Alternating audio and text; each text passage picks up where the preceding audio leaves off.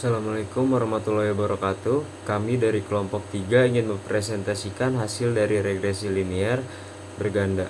Perkenalkan, saya Eko Purnomo Aji dan teman-teman saya ada Dwi Raharjo, Kartika, Nurul Hidayatun, Putri Yuliani, dan Rahmawati. Regresi linear berganda merupakan model persamaan yang menjelaskan hubungan satu variabel tak bebas atau responsi Y dengan dua atau lebih variabel bebas atau prediktor X1, X2 sampai dengan Xn. Tujuan dari uji regresi linear berganda adalah untuk memprediksi nilai variabel tak bebas atau responsi Y apabila nilai-nilai variabel bebasnya atau prediktor X1, X2 sampai dengan Xn diketahui. Di samping itu juga, untuk dapat mengetahui bagaimanakah arah hubungan variabel tak bebas dengan variabel-variabel bebasnya. Judul penelitian: pengaruh fungsi keamanan dan kenyamanan terhadap kualitas tenaga kerja. 1. Metode enter menjelaskan tentang variabel yang dimasukkan serta metode yang digunakan dalam analisis regresi linear berganda. 2. Persamaan regresi linear berganda. Y sama dengan A ditambah B1X1 tambah B2X2 tambah BNXN. Berdasarkan hasil output di atas, maka model persamaan regresi linear berganda yaitu Y sama dengan 1297 ditambah 0,276 X1 ditambah 0,639 X2. Baik, dari hasil SPSS sebelumnya bisa kita lihat dari tabel berikut outputnya, yaitu konstantanya dalam penelitian ini koefisien konstanta sebesar 1,297 dengan nilai positif. Ini dapat diartikan bahwa kinerja tenaga kerja atau variabel Y yang bernilai 1,297 apabila variabel keamanan atau variabel X1 dan variabel kenyamanan dari X2 bernilai konstan atau 0. Nah, dilanjut, selain kita bisa menggunakan SPSS, kita juga bisa melakukan perhitungan manual. Biasanya kita menggunakan Excel, tapi sebelumnya kita bisa lihat dulu dari 50 data yang kami ambil, kita mendapat dari X1, X2, dan Y. Nah, dari situ kita perlu mencari sigma dari X1, X2, maupun Y. Kemudian, kita juga perlu mencari sigma dari perkalian X1 dengan Y, X2 kuadrat, X1 dengan X2, Y kuadrat, X2 dengan Y, dan X1 kuadrat. Nah, setelah kita menemukan data-data sigma-sigma tersebut dari ke-50 data yang kita miliki, kita perlu mencari rumusnya dari A, B, C, D, E, dan F-nya dulu. Nah, dimulai dari rumus A, yaitu dengan rumus N dikali sigma X1Y dikurangi sigma X1 dikali sigma Y.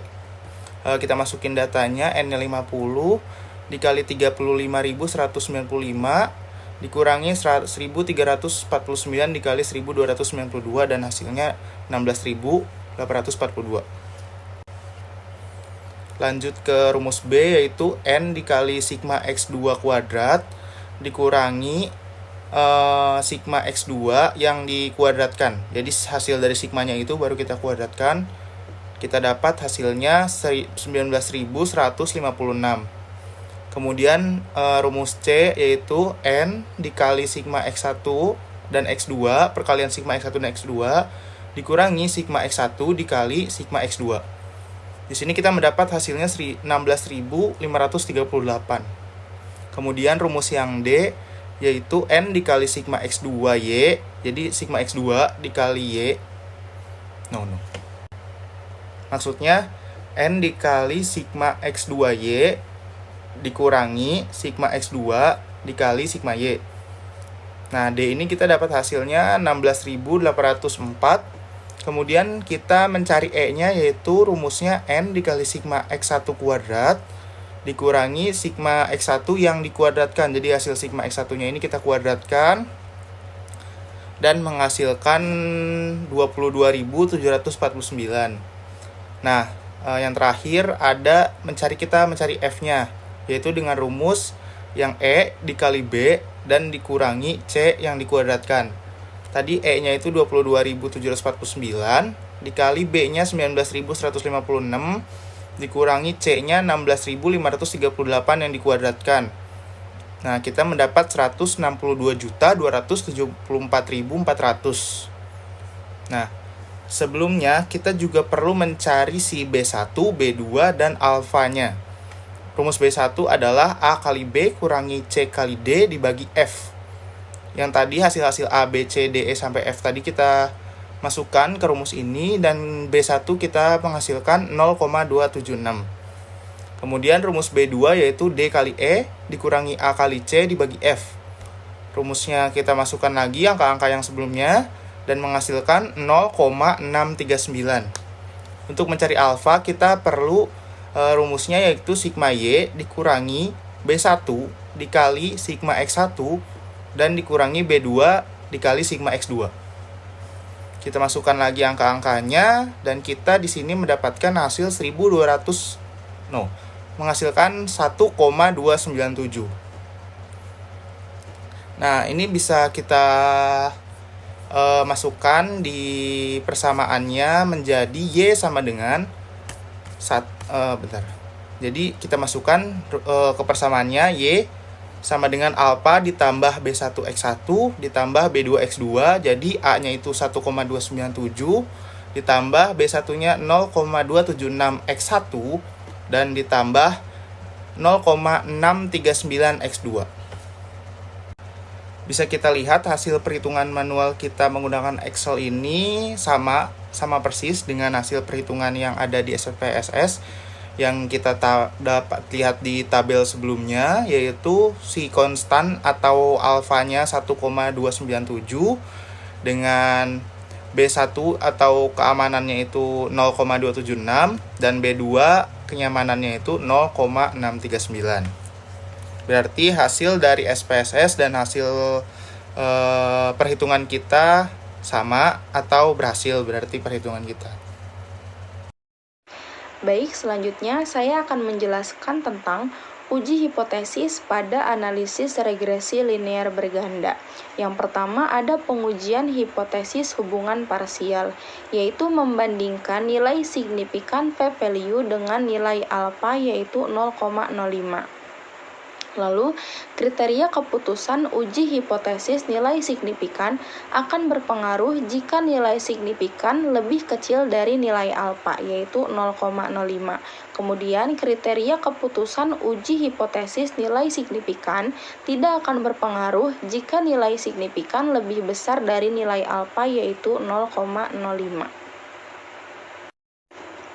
Kemudian, pada tabel koefisien berikut menunjukkan bahwa pengujian parsial X1 yaitu keamanan terhadap Y kinerja sama dengan 0,108 lebih besar dari 0,05, yang artinya H0 tidak ada pengaruh fungsi keamanan terhadap kinerja tenaga kerja.